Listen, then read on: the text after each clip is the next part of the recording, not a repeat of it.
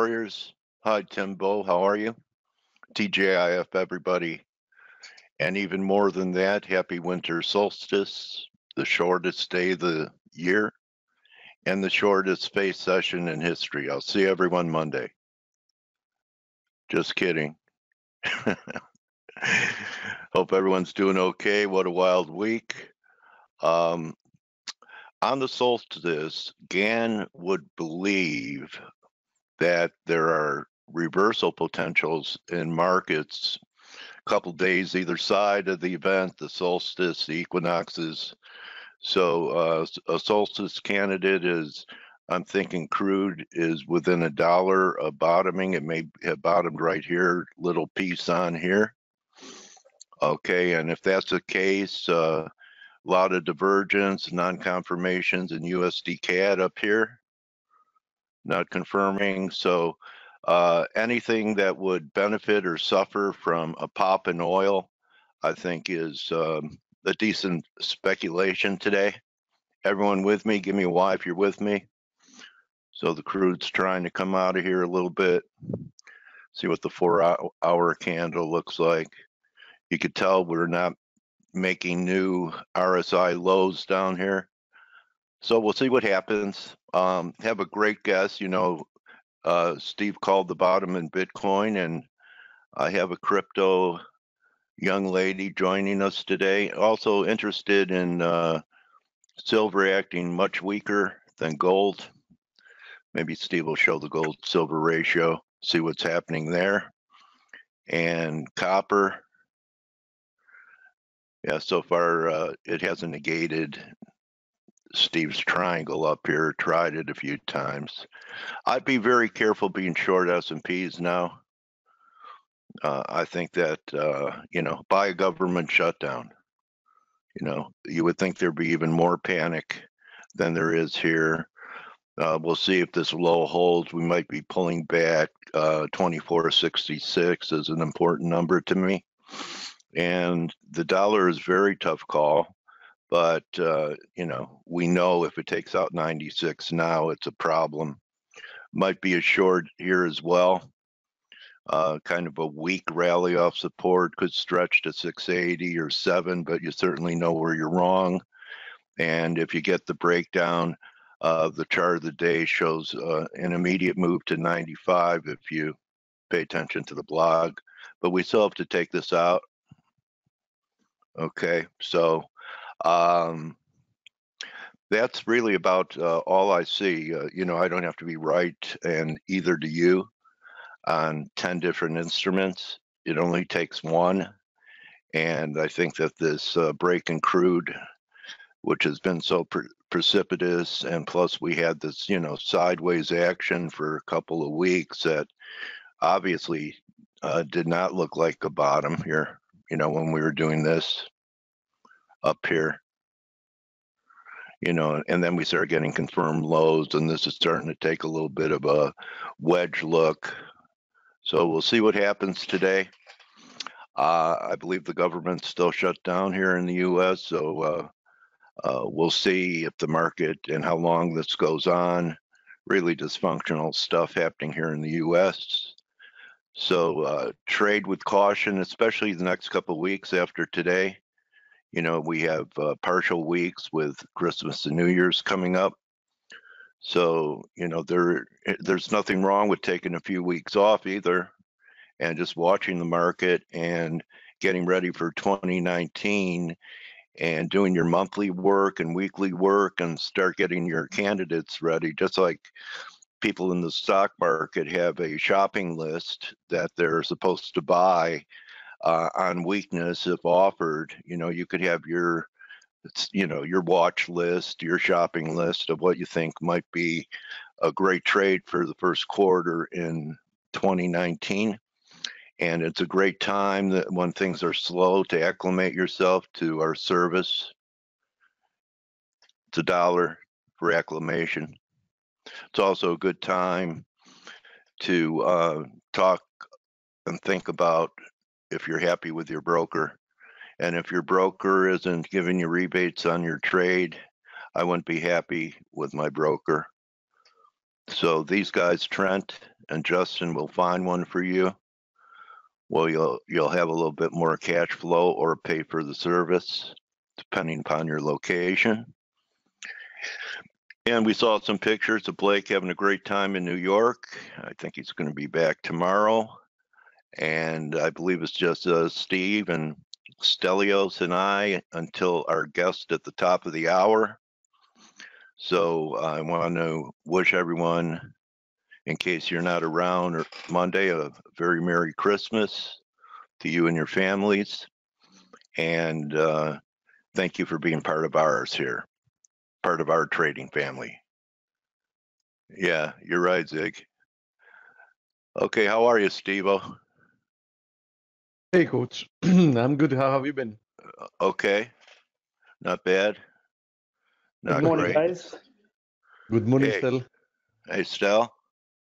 So what do you think going into Friday? And I know you're a big proponent, Steve, of the beginning of a month being kind of an optimum time for reversals. It's just something I'm really not a GAN person. It was beyond my pay grade to get that, but just a few things I picked up from him was change of seasons at times creates reversals in markets. I know you were piecing into the crude. Are you piecing in anymore down here? No. I haven't, people in the chat room know that I haven't built a position due to, the period of vacations that is up. So I'm gonna, okay. yeah, because I've had bad experience with vacation. I remember one time that I got knocked out from a euro short. It was a few years back, before the euro reversed, just, between Christmas and New Year's and the beginning of the year. Yeah. That they actually, pushed the market higher. So, I've stopped building any positions or whatever until we get some liquidity back in the market. Okay, so you're done pretty much trading until New Year's. Yeah, unless I see something, extreme or whatever. Yeah, I'm pretty much done. Okay. Exactly. Okay. All right. So if Steve Alge can get flat for a few weeks, so can you guys. Okay, and preserve capital. You can just dink around and scalp, but don't use reduced leverage and trade very small until the ball falls in Times Square.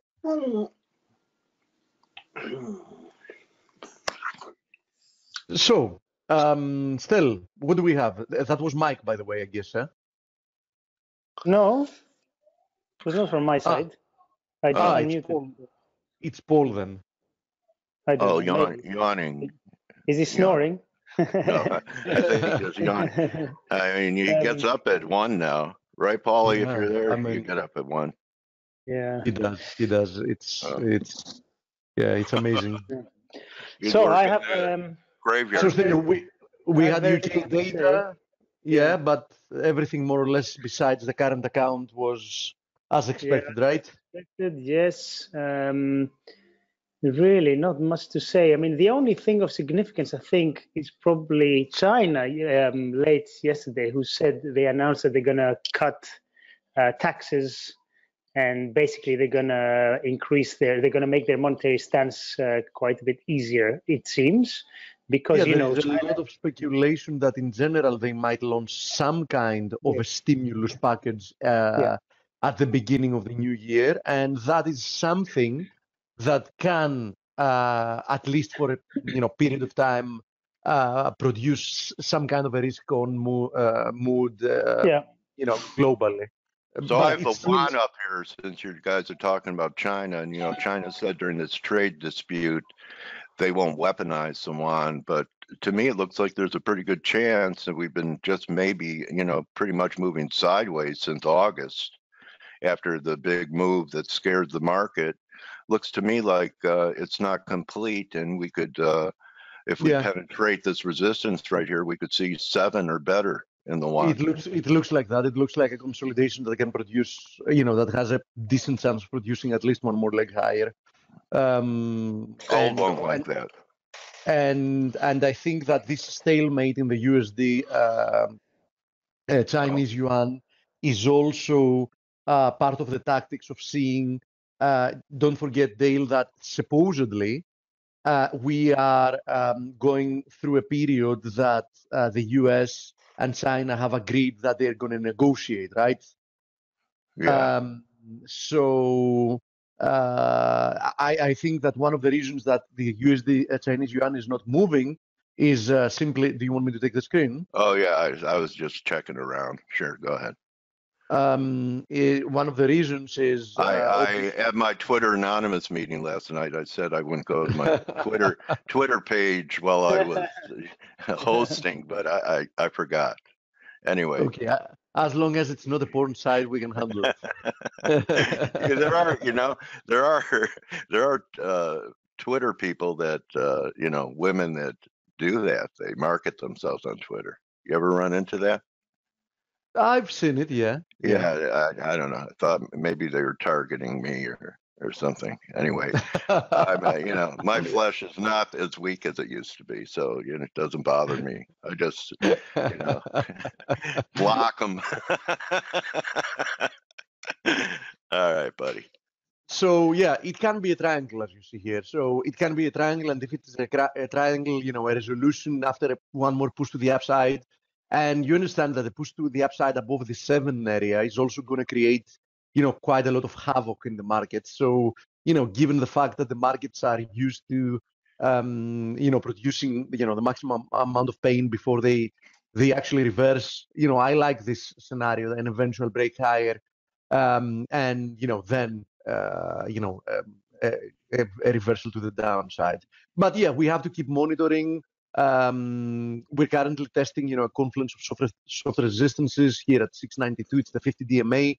It's also a level that has produced several times, support resistance in the past. So, in the very, very short term, we might get rejected again from here. But, in the medium term, we remain in this symmetrical triangle, and it might take some more time. I don't think that the Chinese are going to produce a breakout until we have this negotiation coming to an end one way or another. And obviously it depends on, what kind of a resolution we get. I think that's going to also indicate, the direction of the breakout. Now, obviously not a lot of things have moved since yesterday, but since we had Gregor yesterday, there are quite a few pairs that we have to talk about that we didn't do so yesterday. Now, before we do that, very briefly, nothing has changed having to do with the cable. It's still consolidating. If we go to a 4-hour chart, you can see that it's still consolidating. Within it looks to me like a wedge. So I would expect that the resolution to the downside is likely, at least as long as we remain below 127. That's the case. Now, Europe has made a couple of attempts, one yesterday and one today, to penetrate through the 114.50 area, but it's more than clear that there is very strong selling interest in this area. So, it has spectacularly failed so far, which means that, as long as we don't close on the daily above 114.50, there is no real reason why somebody should be turning bullish. So other than that, nothing has changed. Volatility, has definitely contracted, and we should get some kind of a move sooner rather than later. Until that happens, I think that there is not much we can do. Now, you mentioned that this is probably not a good area for somebody to be trying to short indices. I wouldn't disagree with that. First of all, yesterday's price action, we penetrated through this target that I have at 24.75, this confluence of supports, and despite pushing lower quite decisively up to a point, then we got some buying coming in, and we didn't actually close below this area on a daily closing basis. It's also this Andrew Spitzberg that I've been monitoring since a long time.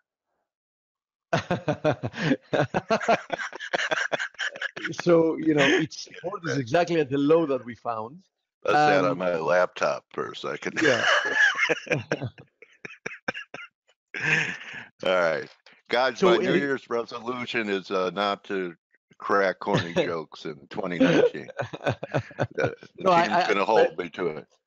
Personally, I enjoyed. I right. have no problem. Trust me. Okay.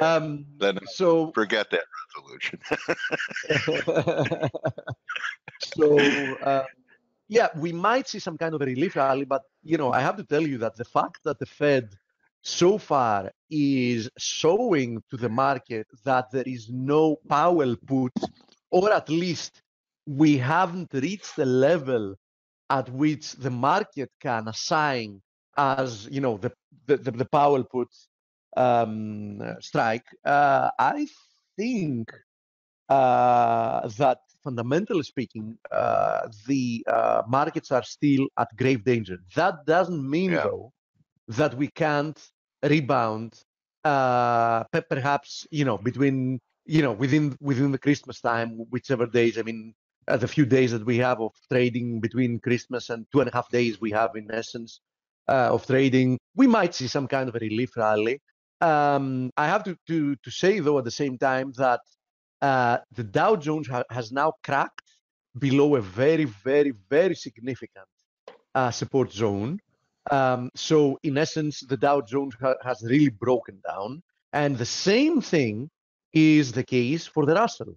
The Russell has also broken down completely below a very significant support zone. So those two indices seem to be, in grave danger. Nasdaq is barely holding above the yearly lows. So that's also on the precipice of breaking down. And the S&P has also broken down, but as I said, this is, for other reasons, this is quite a significant confluence of supports. So for me, the two indices that look the weakest are the Russell and the Dow. Now Nikkei has also broken down, testing another support area here. Let's actually see the extension. Let me see if we were talking about the possibility of an ABC here, where would that target be? And that target would be, as you see, quite a lot lower. So the target of equality should take Nikkei down to 19,000, which shows that there is a potential for the Nikkei to suffer more, which would also, combine very nicely with another push lower in the USD yen, perhaps to make it to test the August low at 109.77.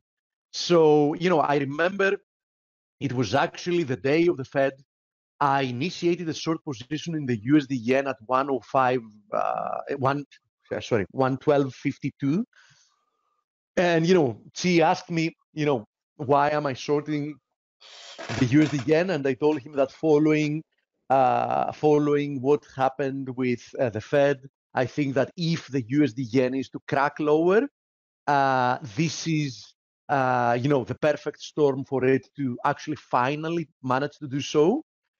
But I had the fantastic idea, the epiphany of, since the market moved immediately in my direction that day, I had the epiphany of thinking that, okay, it's holidays, and, I don't want to, be accumulating exposure because I've had a very good year. So, why risk, giving some back, during liquid times. So I had the epiphany of moving my stop loss in break even, almost immediately, so I don't have to bother about it. And the market came back, knocked me out of that position, and then exactly, what was it, 12 hours later, the market completely cracked and broke down. I hate that. I had the right idea. The outcome was delayed. I don't know why, but it was delayed. I mean, probably not. I know why. They were also expecting for the BOJ, probably. The BOJ didn't produce anything significant. And once the BOJ was also out of the way, then the market cracked and did what I was expecting it to do the previous night following the Fed. Of course, if I didn't do what I very, very rarely do, I mean, I'm not the kind of guy that will move my stop loss and break even immediately, but I told you, due to the factors of holidays and everything else, that helped helped me take Screw you up. Take a bad decision, and instead of riding. And actually I remember that day telling Chi specifically that I told him, I believe that under normal circumstances, the market should produce more than 100 pips of a downside following the Fed. And, it did exactly that, but it was the next day. So speaking of the USD yen, the USD yen now has cracked the 61.8% fib of the last move higher. It has cracked this horizontal support area. It did rebound from the confluence of the 78.6 and the 200 daily moving average from what you see. But personally, I believe that this move has done the technical damage. So I pretty much doubt it that, this is the way with which the USD yen is going to bottom out. I believe there's going to be more downside. And that combines very nicely with what I showed previously, that, the Nikkei has a very nice confluence of supports at 19,000, which is in essence another 2,000 Nikkei points handles lower. So, why not? At the same time, we can have more weakness in the USD yen and we can have more weakness in the Nikkei. Now, having said that, we have, a decent amount of clients from Australia. So I just wanted to show, we haven't done that in some time. And I've seen your question, my friend, about the Nifty. I'm also going to go over the Nifty today. So I wanted to show what the Australian stock market is doing. So in essence, it has spent the period following its bottom in March 2009, appreciating within this very large ascending channel. So as I was telling one of our clients in the chat room yesterday, Craig, the good news with Australia is that it's still holding this ascending channel. The bad news is that it has broken below from this channel, and there is a potential. Another positive thing you can say about it, there is a potential that this is some kind of an ending diagonal. So we keep in mind that ending diagonals can always produce some kind of an overthrow. So there is also RSI divergence. So there is also some possibility that the Australian, stock market can jump higher from here, before it produces more weakness. Now, obviously, it would have done a lot worse if at the same time the Australian dollar was not depreciating, because obviously a depreciating Australian dollar has somewhat helped the index, do better than it would have done otherwise. Now, I wanted also to show the FTSE, because the FTSE is testing confluence of supports down here at 6,630. I said that was the next target. It's also oversold. So that is also a level at which we can see some kind of a relief rally. As you see, the last 2-3 days, we've already had some attempts of a rebound, and we've definitely had some bearish momentum loss. So that might be the first step of some kind of a relief rally. So I think that obviously selling down here in the vast majority of the indices doesn't make sense. I would like to sell on strength, but I wouldn't want to be selling down here, not when we're entering a period of illiquidity, as I repeated before. Now, let's have a look at the Nifty, and can you please also give me, my friend, the you asked about the Nifty and Nifty banks. If you can give me the ticker for the banks, I would appreciate it. So, having to do with the Nifty, we haven't had a look at it in a long time. This rebound higher clearly looks corrective. As you see, it lacks the momentum we had on the move lower. So I do think that some kind. Let's delete all that. I do think that some kind of a continuation lower should be taking place shortly. So I think that this is, even if this proves to be a corrective move lower, it should have at least one more leg. And as it seems, as we're getting closer to the 61.8, the appreciation becomes tougher. I also start seeing here signs of RSI divergence. We had RSI divergence that indicated the high there, and we have some RSI divergence if you see here. So I think that Nifty should probably be a good short at any given point. We might have even seen the high for some time now, given the candle that we're seeing, that we've seen today. So I would be very, very careful with the Nifty here. I think that the path of least resistance remains to the downside for the time being. Other than that, I would really expect in the period to follow, and perhaps in the years to follow, the Indian stock market to overperform the US one. Okay, so in the longer term, that's my point of view. Let me see what else we have. Okay, so let's have a look at the crosses. Although those of you that are clients in ForexAnalytix, you've already seen the analysis, and you wouldn't be surprised to see that the Euro Aussie is getting rejected today from this confluence of resistances, because actually the day before yesterday, when we closed here, I explicitly wrote that the next upside target is the confluence of resistance at 160-140. Yesterday in the analysis, I wrote that now that we made it to the 160-140, this should prove a tough area to crack. So you should be careful. Obviously, this is not an area to be looking, to be long anymore. And indeed, that's the case. So far today, we're seeing a reaction from here. So I think that the risk reward still favors in the short term some kind of a pullback from this level. Now, Euro Kiwi stalling at the 38.2. Obviously, if one of them turns around, the Euro Aussie, the Euro Kiwi can turn around from here. But even if it pushes higher, I would be very careful with this area, this nice triple confluence of resistances at 170-130, the 200 daily moving average, horizontal support resistance area, and the 50% fib off. And if you see, that's exactly what I drew a long time ago when we were still here. I drew that we might have another flash lower, and then we might rebound towards this level before moving lower. So far, we have perfectly played out, as expected. Now, let's have a look at the Euro Pound. Euro Pound remains stuck between 89.50 and the 91 area. Obviously, having seen this move lower as corrective, I wouldn't be surprised. I think that there is a higher chance if the next move is also to the upside above the 91 area. But we might spend some more time consolidating, within this range. So, personally, I wouldn't be doing something with that now. As I said a long time ago, there was a great opportunity of trying the long side when we were testing this area down here, and when we were breaking out from this red descending channel. But I think that now. How about an ABC, Steve, from up there?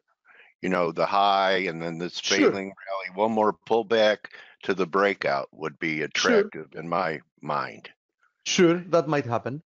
Now, having to do with the pound Aussie, those of you that also read the analysis, you'll see that, I had indicated that this area that like the bottom of this area we tested earlier today, is a nice confluence of resistances, the 200 daily moving average, the 50% fib, horizontal resistance area. So we tagged the lower bound of this area, and this is what we drew, some time ago. So be careful here, because the pound Aussie can possibly roll over from this level, and the pound Kiwi back testing. Let me zoom out so you can see the pound Kiwi back testing this broken long-term ascending trend line support. In this case, it's acting as a resistance. So it might make it above it, but it might even stall here and roll over. So bottom line, what I wanted to show is, as you see, the vast majority of the euro and pound crosses against commodities have already done the easy part of the move higher, and this is probably not the time to chase them anymore. This is probably more the time to be looking for, possible reversal signals, because we might see a continuation to the downside. Now, Steve, we have some data out of the US and Canada in about 5 seconds. Absolutely. So, go ahead. Relate to us. Yeah. Let's have a look. Core durable goods orders, GDP. Okay, durable goods is weaker than expected. GDP marginally weaker, 0.1%. Okay, so bad. Canadian retail sales lower. Yeah, but GDP slightly higher. So Canadian is a non-event. I think the US numbers slightly weaker than expected. Let's have a look at the USD CAD. USD CAD is pushing higher though, and I love this. I love this. Why? Because actually I haven't touched anything. Those of you that monitor here and are in ForexAnalytix, you know that I had drawn this when we were actually breaking above here, because this is, I said that once we break above this red trend line, and the next area of resistance is at 133, and if we clear 133, then I see no real resistance up to 135.50 to 136, and I'm really glad to see the pair pushing this area, because I really start believing that now we're actually entering an interesting area, an area that should actually sooner rather than later produce a reversal. So now we're actually getting in a zone that gets me quite interested in the USD CAD. I would expect that the USD CAD is not going to push much higher than here before at least producing some kind of a decent pullback. So, as you see, confluence of resistances up here, and we've already overshot a little bit this channel.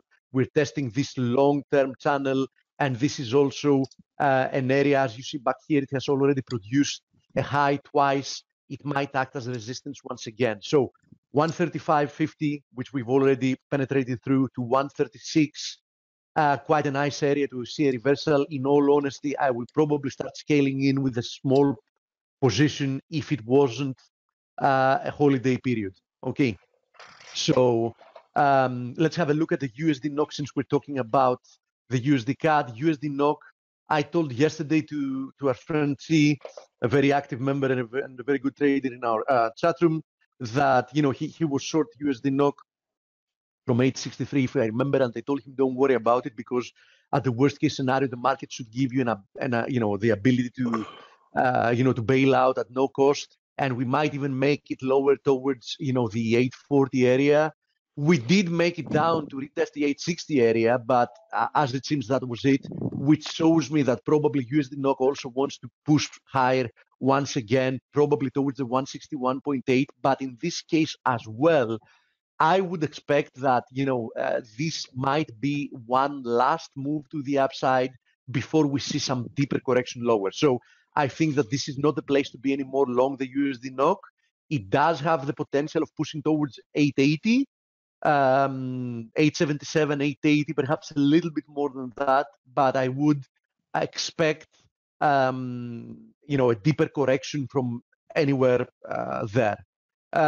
So as I said, I would definitely not be buying it up here, right? I don't know if I would be shorting it yet, but I wouldn't be buying it for sure. Now, let's go through the Aussie and the Kiwi. Nothing much has changed here. I'm pretty convinced that this was a corrective move higher. We said it, several days earlier. And, given the fact that we had a very strong move to the downside, you can consider that quite a weak rebound. It didn't even make it to the 38.2, which is like, a clear indication. So I would expect that the Aussie has a very high chance of, breaking the previous low and, pushing lower than that. There's not much more to say about it. And the Kiwi, on the other hand, this is what I expected, that, once we get rejected from that area, we're going to at least make it back to the 67-cent area. We've tested the upper bound of this area twice so far, but I do think that we might actually push lower even further. I actually showed yesterday, and I explained that one of the reasons I showed this, that we have a head and shoulders formation, and yesterday I showed on the webinar that we are retesting this head and shoulders formation neckline. The only two reasons why I didn't get involved with this is, one, because it's the holidays, two, because I still see this move lower as potentially corrective, so I'm not sure that it's going to manage to make it all the way to the head and shoulders target at 66, practically 66 cents. But that doesn't mean that it can't do it, right? It might actually do it.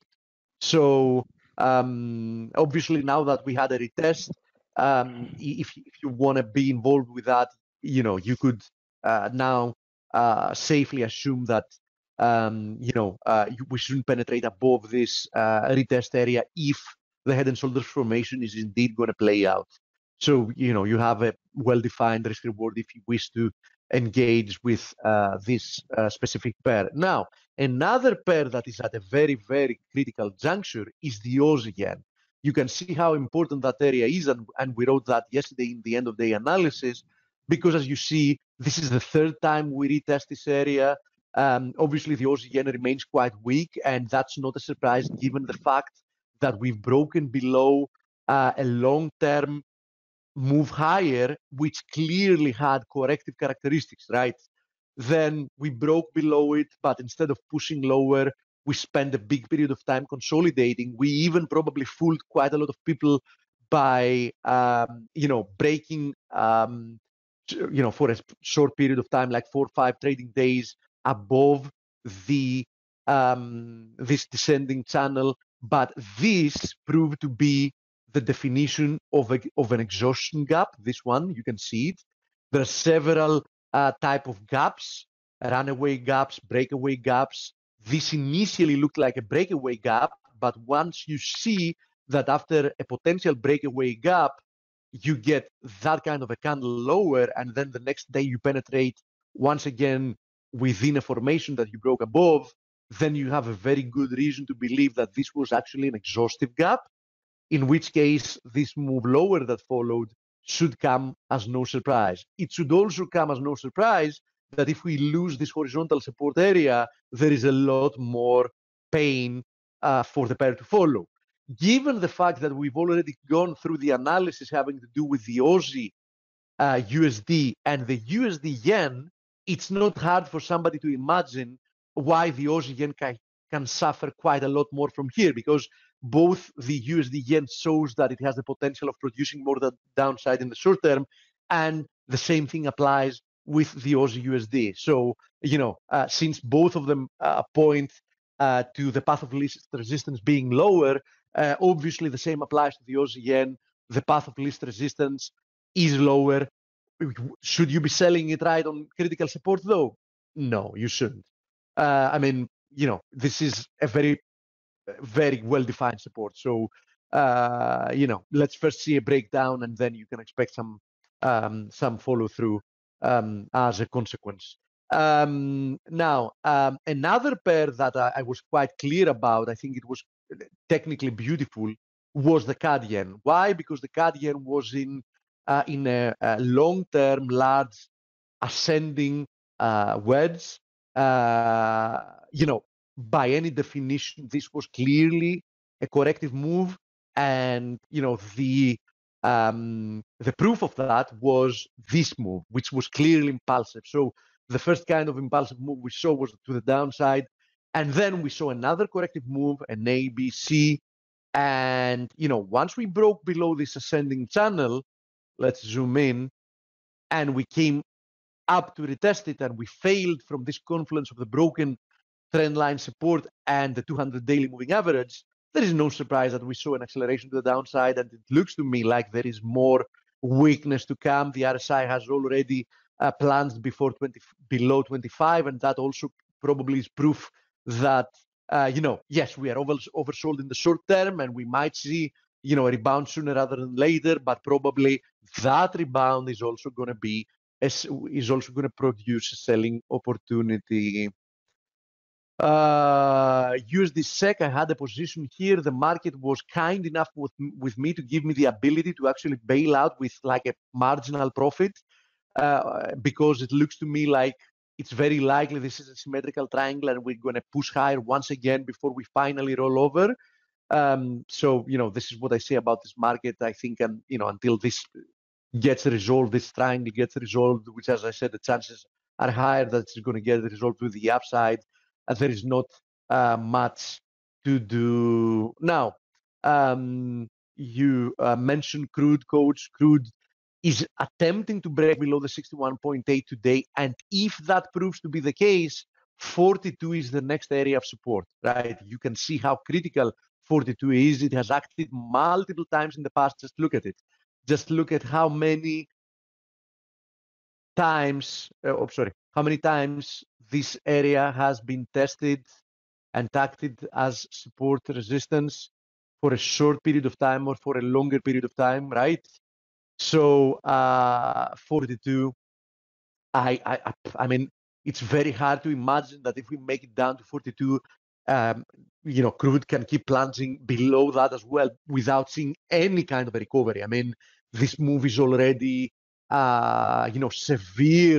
severely overdone, right?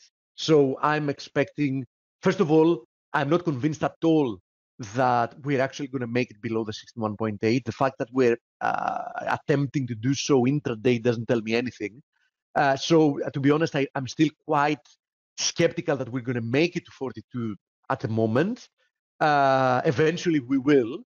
But if we do make it to 42, I think that's going to produce definitely some kind of a reaction, right? Now, having to do with metals, be very careful here because now gold has fulfilled my upside target. It was this confluence of resistances at 1262. So gold has already fulfilled the target. And at the same time, you mentioned that, coach, the fact that silver keeps underperforming. So by silver underperforming, now we have the following situation.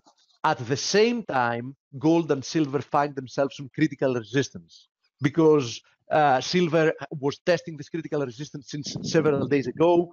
It failed on its several attempts to break through it while gold was still appreciating, and now gold has also made it to critical resistance. So now both of those precious metals are testing very key resistances. So probably an ideal level for somebody to be looking for shorts, at least from a risk-reward perspective. Nobody can argue against it, right? I mean, it doesn't mean that it's going to work, but it clearly gives you a very well-defined risk with a very good potential to make multiple times that profit. Now, how's the gold-silver ratio chart look? I'll show it to you. I also think that there is a chance that the palladium might be topping here. Why? Because after such a huge move higher, we have a clear RSI divergence. And I also see here this last move being an ending diagonal, right? An ascending wedge. So I have to say that probably, palladium can be in trouble, at least in the short term, quite soon. I think that a move below 1240 in palladium is going to indicate that some deeper correction has finally begun for the metal. Now, you mentioned copper.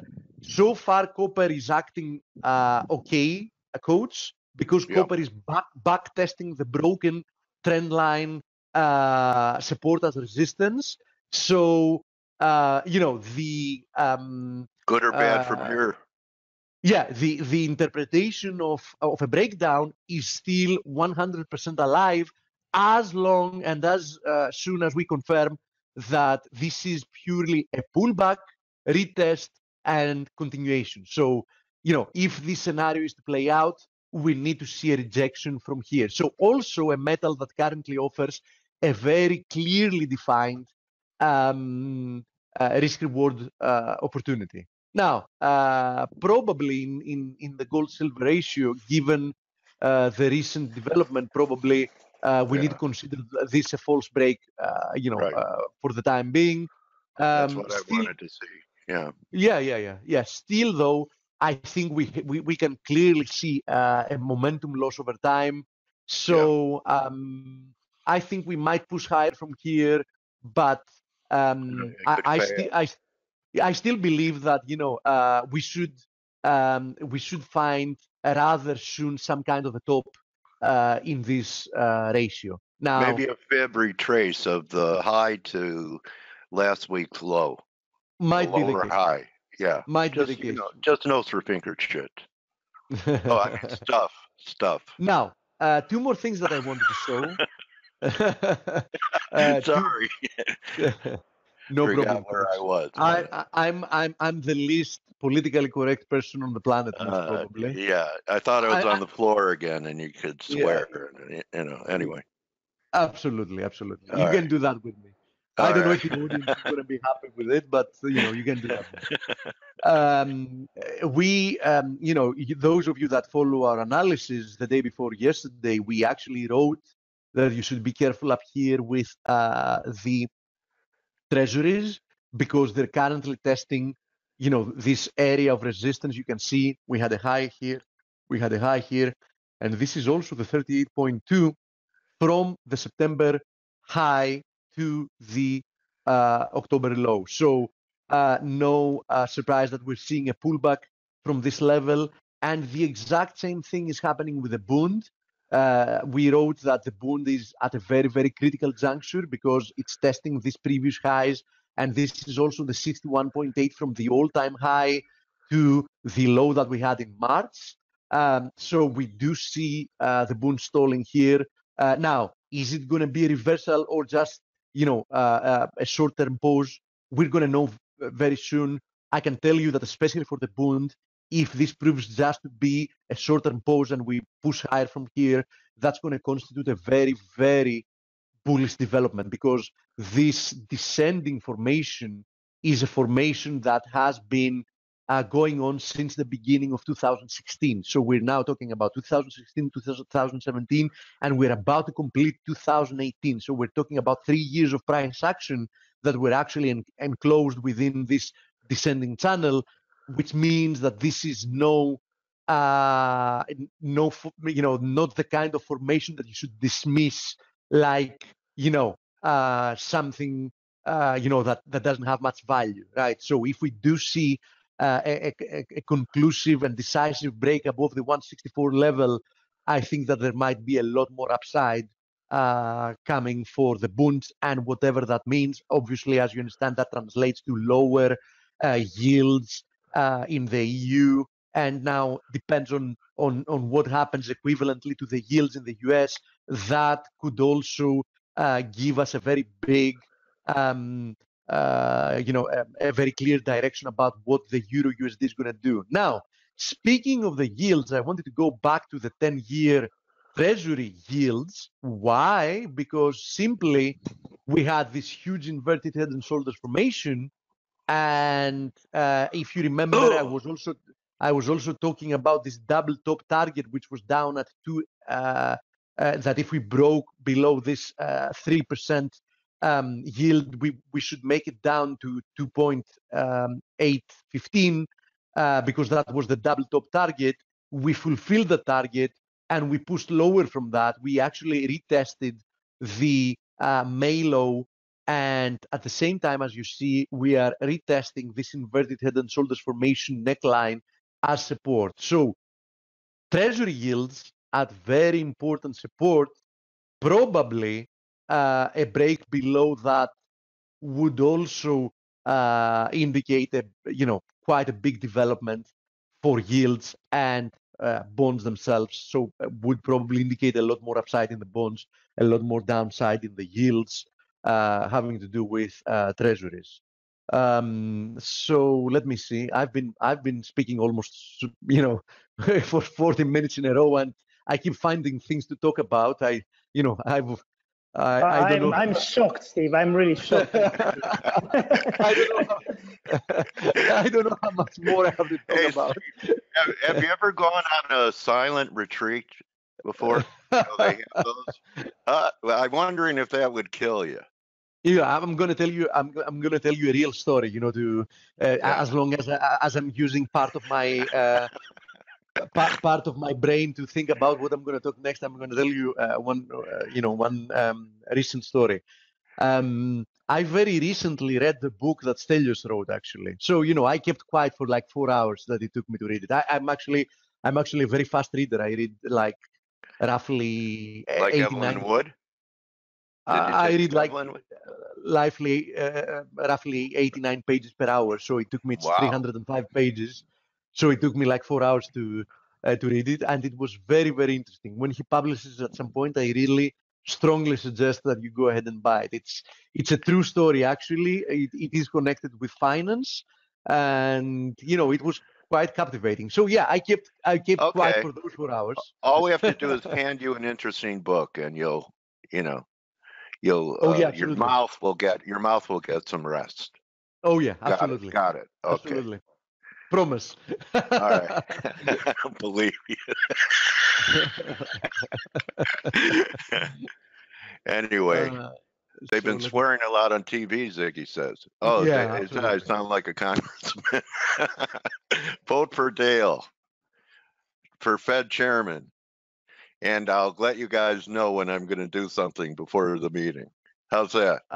That sounds like a plan. I know that I showed Bitcoin the other day, and Bitcoin is still in a breakout territory. I just wanted to mention that yesterday we also had the confirmation of a breakout from this descending channel that has lasted for 8 months. Now we're finally breaking above it in Ethereum. So I do think that Ethereum is on its way to 170. So I just wanted to add this having to do with cryptocurrencies. And how about Litecoin? You have a breakout in Litecoin? I have no idea. Tell me, give me the LTC. LTC USD. Yeah. Let's see. I remember when Nick was with us and she brought up Litecoin, and I asked her, I remember it. Yeah, does Litecoin have less calories than Bitcoin? Yeah, I remember that. That like was a light beer. Now it does. It shed quite a few pounds in the last year, don't you think? Yeah, absolutely. It's a little thinner. Yeah, probably you can look at this as a descending wedge as well, Coach. So we might retrace it all the way back to 56. You know, there is a decent probability. They all kind of go together, just different degrees of relative strength on the upside or weakness on the downside. That is true. That is true. And something I can tell you with absolute certainty is the fact that, and we've talked about this before, Coach, the fact that since Bitcoin is considered to be like the blue chip of IBM cryptocurrency, right. Let me show you here. Let me bring my other browser up here. If you see here, wow.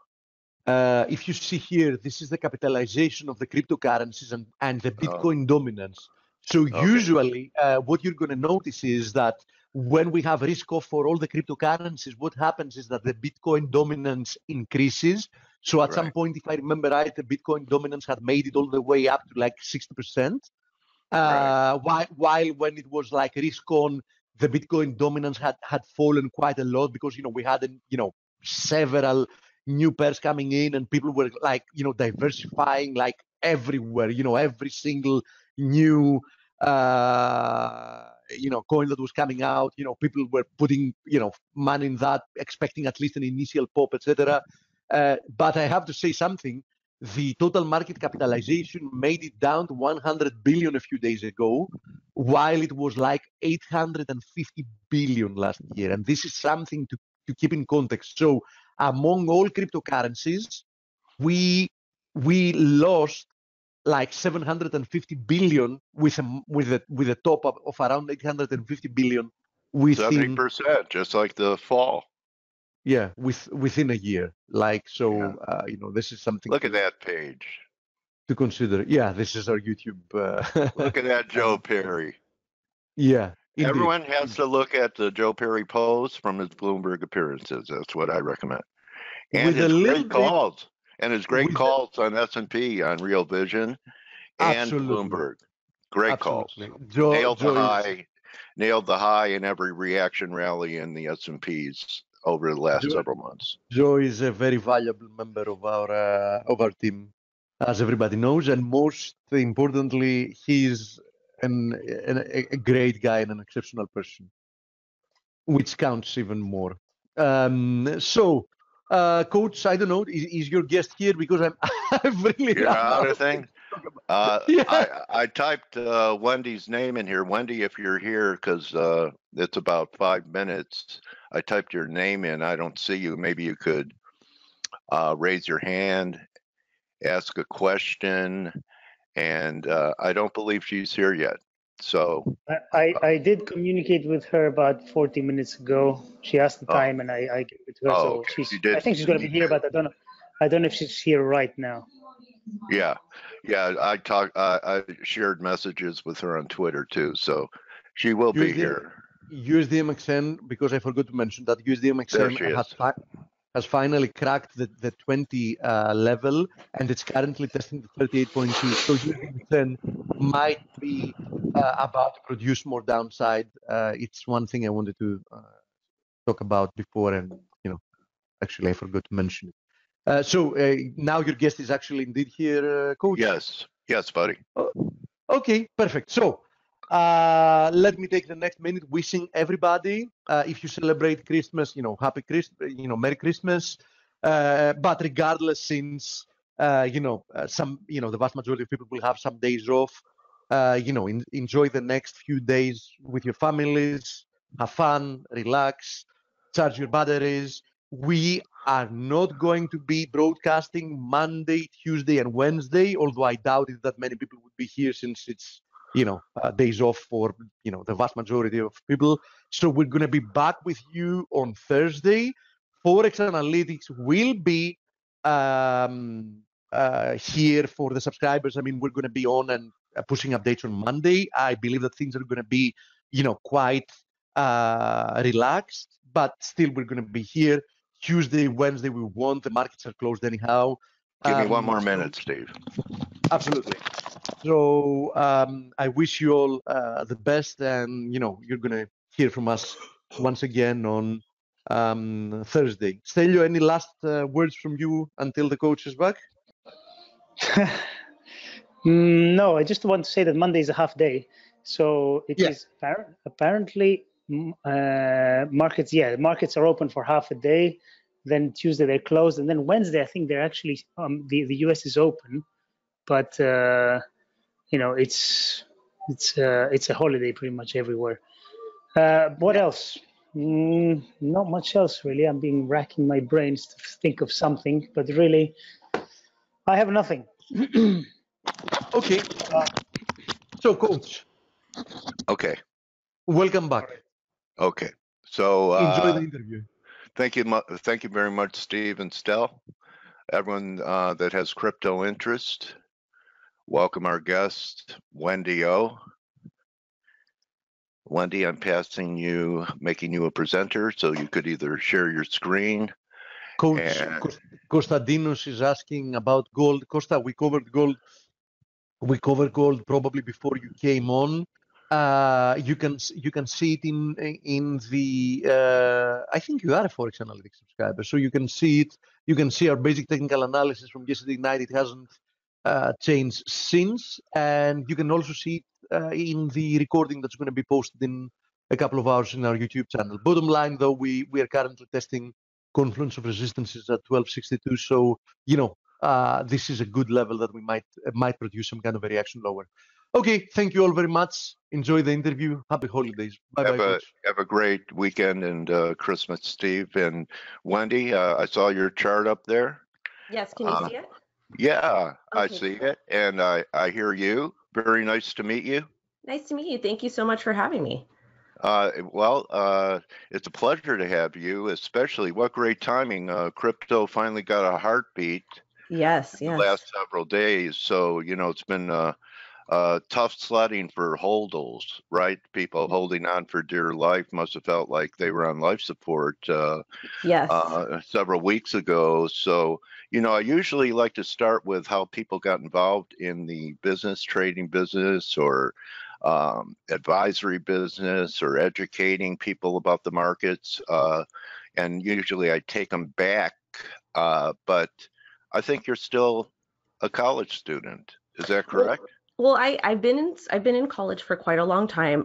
Before I got into crypto, I actually worked in healthcare for 7 years, and I was going to school while I was doing that because I never finished my degree earlier. And once I got into crypto, I saw a lot of different opportunities to make a living. Trading being one of them, and which is my passion, which I love to do. I love charting. I love teaching others what I know. I do a lot of basic TA. I'm not super, I don't know how to do things like Elliott wave and all that fancy stuff, but I use Bollinger Bands. I play on support and resistance a lot. I use stochastic RSI and I use regular RSI. And I kind of like to see where the market's going, and I do trading in my spare time. So Okay. All right. And you know what? I went to your YouTube channel. oh, You're thanks. also an excellent host. I've seen a few interviews that you've done. So, so you can't teach people how to do it. You either have it or you don't, and you've got it, Wendy. Thank you. So, I appreciate that. kudos to you. And why don't we talk about how did you come to decide what type of indicators to use? I know John Bollinger's, so how did you decide Boley bands? And looks like you have some type of stochastic. Yeah. And what's at the bottom? Is that RSI? Yeah, that's a regular RSI. Okay, so there's a million things to choose from. Was it a process, an ongoing, continuing process of just being, are you self-taught, or did you have any mentors or books that influenced you? Yeah, I am all self-taught. So when I first got into crypto, I bought at the top and I spent some money. I got wrecked. I bought a lot of coins and projects at the top, and I was like, I'm not going to continue to get wrecked. I need to know when to sell these things. I had no idea how markets worked, how to invest on my own. So I went on eBay and I bought The Idiot's Guide to Technical Analysis and The Dummy's Guide to Candlestick Charting. I read part of candlestick charting, and I wasn't really able to grasp some of it, like the dojis and stuff like that. I can spot those and I can see, I know what those mean. But as far as then actually reading about technical analysis, because I took a lot of math classes when I was in community college, and math is about repetition. You do the same problem, it's phrased differently, and you just do it over and over and over and over. You have your X and your Y and whatnot, and you're plugging stuff in and you're cranking out. And that, I felt with technical analysis, it was the same, because you use You're right. I've read that, and I'm still, just so everybody knows, I'm still learning. I've only been trading for about a year. It never ends. Exactly. And that's what I love about it, is I love that no matter how long you've been doing it, of course, there's people that have been doing it like 30 years, like you guys, 20 years, and you guys are awesome. But at the end of the day, it's still a learning process, because with trading, unlike math, there's emotions and there's market cycles and there's greed and there's different things that go into it that you can always constantly improve on and with. Yeah, 90% of it, in my opinion, Wendy, is in your head. It's trading psychology. Yep. Okay. I sold a little bit of Bitcoin the other day for profit, and I was thinking to myself, every time I sell something, even though I have my support and resistances and I have my trading plan and where I want to enter and exit, no matter what, every time I sell, I'm just like, I could have made more money. And well, let me coach you. Next time, sell half. Okay. And tighten your risk on the trade after that, and take all the pressure off yourself. That makes sense. Let's give it a shot. Yeah, I'm going to do that. That's my problem. And, it's a lot of people's problems, is having the patience to ride to targets and objectives. Everyone has taken losses. So when they have a profit, I call it first daylight syndrome, where, oh, yeah, if some money made, I don't want to see it disappear. I'm going to take it. But you could resolve that problem by taking a piece. You get paid on something. Now you're in a riskless position, and it's easier to let the rest ride. So that's what I teach my mentees, and I think it'll help you out. So let me get to the current situation. All the majors in crypto have come out of wedges, or have turned up here. Do you think this is just a rally in an ongoing bear market, or are there some fundamental developments that might happen in 2019, like perhaps institutions coming in more of a big way, because most retailers experienced what you did, and some of them made the mistake of having leverage, and too much leverage, and their money's gone. So what kind of leverage do you trade with when you? So when I do trade, I'd never go past 25, ever. Okay. Ever. 25 to 1. Yeah, never. Okay, yeah, that's plenty. It's dangerous. 10 to 1, I think, is plenty. Yeah. But I think that that's one of the bigger problems for newer traders is too much leverage, and then their stops are too tight and they get picked off, and then the trade goes their way because they have too much on. How about, are you always all in or all out, or have you ever just put a piece on so you're paying attention to something? Yeah, no, so the way I trade is I watch a lot. Sometimes I will trade once a week. Sometimes I will trade every other week. It really depends, and I have to have a setup that I really, really, really like. And sometimes if I don't see that, like if I don't see confluence with all my indicators, I'm not going to enter a trade. I'd rather just wait it out. How do you keep track of all the different, my partner Steve was showing all the different coins, and, how do you know what's really worth following? Is it daily volume? Certain things that are liquid, it's really not smart to trade. You just have to buy them and put them away because the spreads are too big. How do you become selective about, do you trade just maybe Bitcoin, Ethereum, and Litecoin, or do you go to other instruments? Well, it depends. So there is a lot of coins. But what I do, because I do a lot of marketing for companies as well. So I have a little bit less time to trade it, and that's also why I'm so selective, because I was wrecked so many times. So I really, like I said, I do like a trade once a week or every other week. But as far as all the different altcoins, if there's a coin that I know that has strong fundamentals and is completely bottomed out, and the indicators look like it's going to pump, and Bitcoin looks like, we might go on a little mini run, it would be something that I would consider entering. And just like with regular stocks and regular currencies that you guys see in traditional markets, all these different products they have and projects they have, they have a pattern that they follow, like whether they play within the Bollinger Band really well, or anytime the RSI gets upward tick, they pump. So those are things, like anything that I could recommend to somebody would be to, if you're going to trade in crypto, find a couple projects that you like that have strong fundamentals that you believe in, and go between those. Okay. And do you keep do you follow certain traders in crypto that you have found? I'm a big believer in intelligence gathering. Oh yeah. Do you follow certain people that have a lot of credibility and are effective in the market, and who might they be?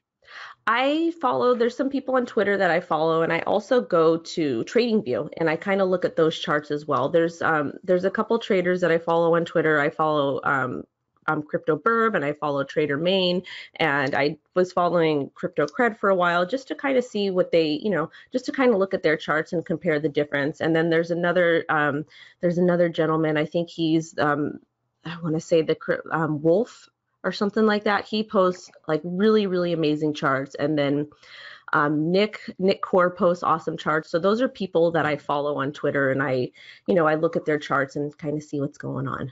Okay. Do you have what is the goal of your YouTube channel? Is that for your marketing? That's how you're helping people market their services? It's also an education portal for people?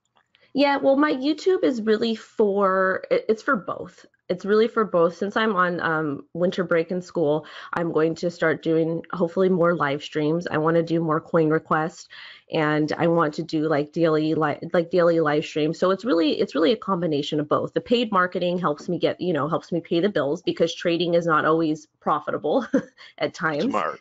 Yeah. So it's always good to have a backup plan, because I look at like my money I make with trading, that's my fun money that I can, do fun stuff with. But the stuff I make from marketing that pays the bills, I have a 2-year-old, so I have to be, right now I'm not good enough to where I can be like, oh, I'm gonna, just live off the money that I'm trading. But the YouTube, I want to equate it to good enough, because I know multimillionaires from Chicago that made it in the markets, but they also had, a brokerage house or ran a hedge fund. So, I really believe having multiple revenue streams can help you trade better, because if trading is your only source, and there are very few people that can do that, plus they built up a pretty good war chest.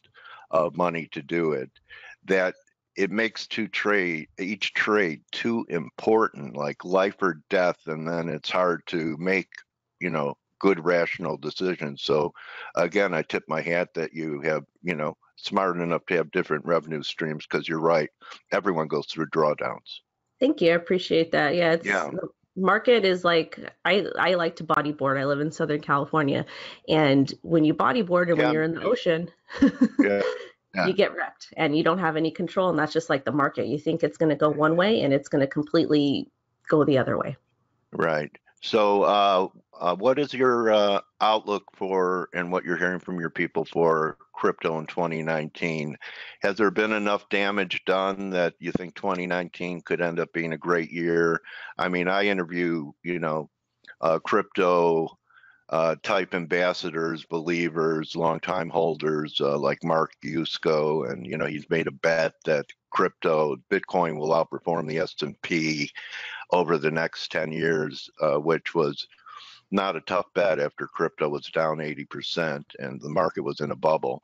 Right. But do you see any fundamental developments happening? There was a guy on CNBC from, I believe, Coinbase is the exchange. What do you think it's going to take to bring in not just, people like you and me with whatever we trade with into the market, but to get institutions to embrace it? What's missing? There's a lot. This is a pretty deep question. So as far as institutional investors, they're already here. They've already been investing. They're not going anywhere. I know that there's traditional finance from around the world is buying into crypto. They might not be and might not be talking about it, but they're there.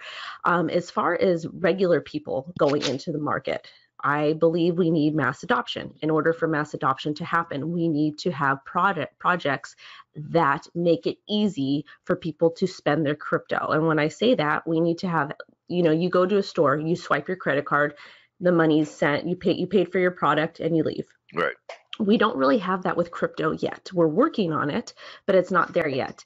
Once we can make consumers' lives easy to where they don't have to think, because we're so blessed in this day and age to where everything is like given to us instantly. We all have smartphones. I think that's when mass adoption will occur. And I think that's when we will start to see another major bull run. And I believe that this will probably happen in 2020, close to when halving is. Why 2020? Okay, so there's something that's called halving. I don't know how to explain all the technical stuff behind it because it's a little complicated, but it just makes it harder to mine Bitcoin. And I pulled, let me see if I can find my chart, because I made a chart with some fractals that explain this a little bit easier than you made a lot of progress in a year. Thank you. I didn't know what fractals were for a long time, but okay. So we're looking at a fractal here? Yes. Not yet. Well, let me see. Okay, so it might be a little hard to see because my chart's a little messy. So, oh no, where did my little bubble go? Oh, there it is. There it is. Okay. So I have I see. You're going to say the bubble, they look like a bubble back then, yes, and it retraced 80%.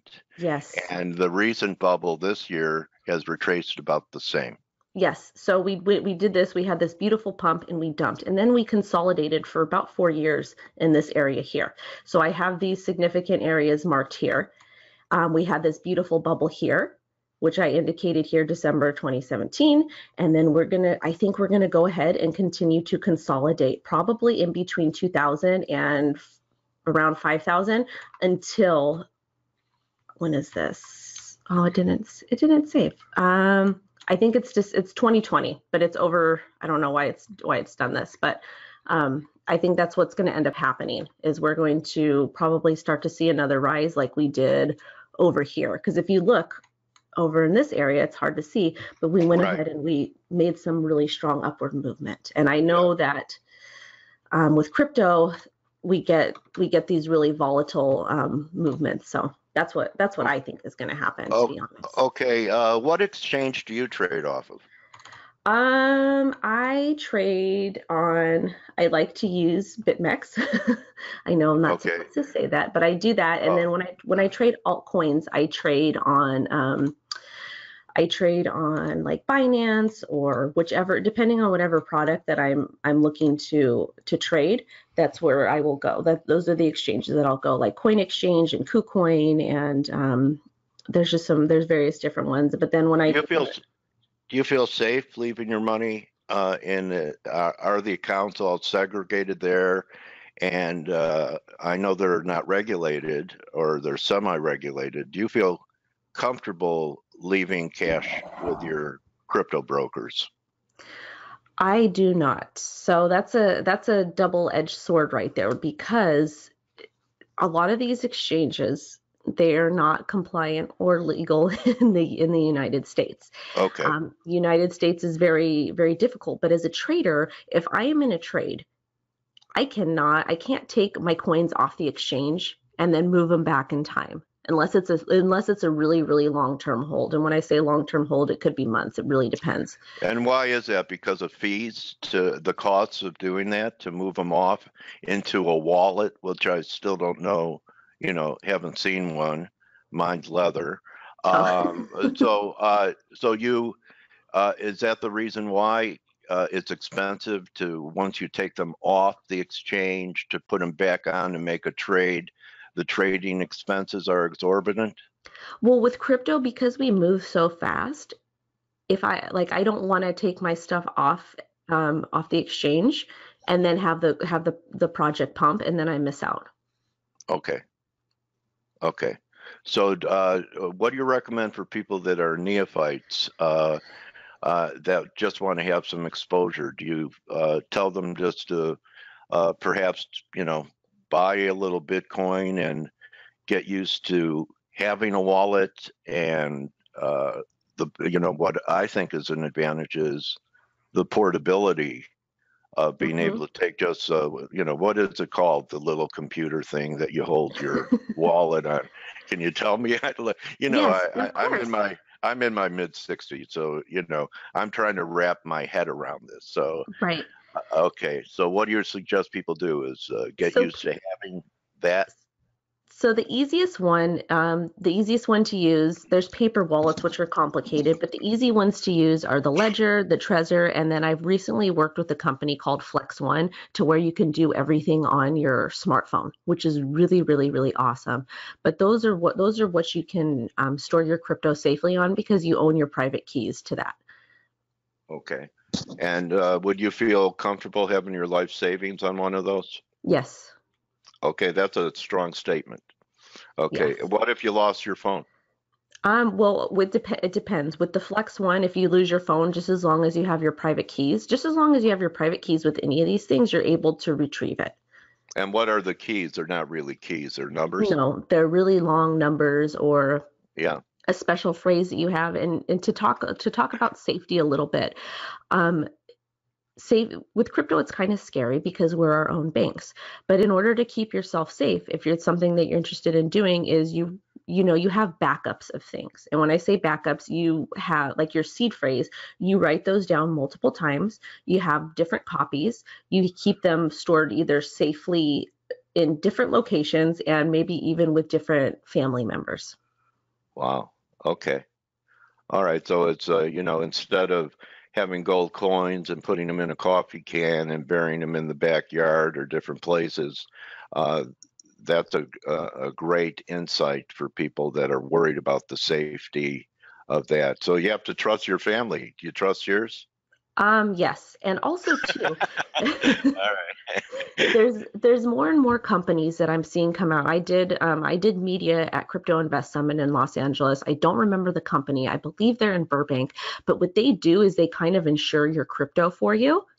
So I think we're going to start to see more companies that are going to come out that with the major cryptocurrencies like Bitcoin and Ethereum, they are going to say, hey, you pay us this and we'll store your crypto, just like somebody would with the 401k, like a broker or whatnot. And I also know they're like a fiduciary. Yeah, exactly. Yeah, Okay. there's somebody in Orange County too. I think his name is Brian. I don't know what his company's name is. I'm so sorry, Brian, if you're listening to this. But what he does is he also invests for people. He manages their portfolios just like he would with any other with Scotch Trade or whatever, but he does it with cryptocurrencies. And so I think that we're going to see more and more of these financial advisors coming up, and they're able to deal with all this stuff for their clients. So people that want to invest in crypto that aren't able to on their own or don't feel confident enough, they can go ahead and just put their money with somebody else and let them deal with it. Okay, Wendy. So any last words do you want to share with our community, and the best way for people to follow you and perhaps, get a hold of you if they have any questions, if they're watching right now or see the video later? Yeah, if you want to follow me on Twitter, I'm at CryptoWendyO. I post a lot of charts. I post multiple market updates on Bitcoin a day. I have a YouTube channel. If you want to follow me there and subscribe, I would greatly appreciate it. It's at CryptoWendyO. I post weekly Bitcoin videos, and I'm going to start doing more and more TA stuff and talking about the basics of TA and market updates and whatnot. So if you guys want to follow me there, and I always check my Twitter DMs. I have my email up there. I'm always open to answering basic questions and stuff, but I can never tell you what to invest in or when to buy. Right. Trade at your own discretion and Yes. without any risk. Wendy, really nice meeting you, and I think you're off to a great start. I can talk to people for 5 minutes and know that they may have what it takes. I wish you, happy holidays, Merry Christmas, Happy New Year, and may pips from the crypto market rain down on you like a deluge that we get in Southern California every once in a while, right? Yes. And you're now my trading warrior sister. How do you like that? I love that. Let's stay in touch, and I'd love to come on again. Or when I get my YouTube, when I figure out exactly the format of my YouTube, I would love to have you on there and talk about trading, because I'd be honored. All right. Well, thank you so much, Wendy. You have a great holiday and good hunting. And that's a wrap for us, everybody, on this Friday. We'll see you next Thursday. I didn't know till today. We're not going to be broadcasting till then. So Merry Christmas, Happy Hanukkah, Happy Kwanzaa. If you watch Seinfeld, Happy Festivus. And most of all, don't just count your pips, count your blessings. And see everyone next week. Thank you again, Wendy. Thank you. Merry Christmas. Okay, everyone. Bye-bye. Enjoy. Adios.